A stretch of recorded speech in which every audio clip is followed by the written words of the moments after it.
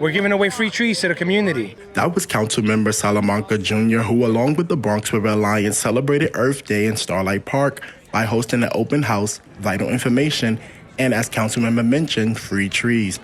They also had fresh produce on site for locals to grab. This event shined light on the reasons why it's necessary to preserve the land we live on and why every day should be Earth Day. Today is our Earth Day Bronx River Open House. It is a yearly event. This is our third year that we've run it on Earth Day weekends. And it's really just a celebration of our local Bronx River communities. The Bronx River is approximately 24 miles long, and it flows from north to south through the Westchester County and Central Bronx County. The headwaters is located at Davis Brook and the Kensico Dam, and it extends to the mouth between Hunts Point and Classen Point along the East River.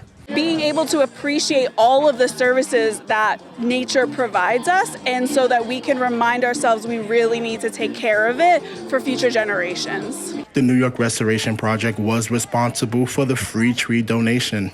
The New York Restoration Project was founded back in 1995 by Bette Midler, who started off by just picking up trash and really cleaning up a lot of vacant lots that she found throughout New York City.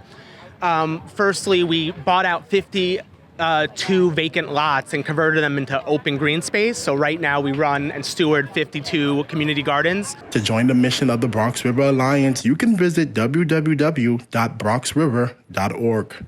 Reported for BronxNet, I'm Kairi Moody.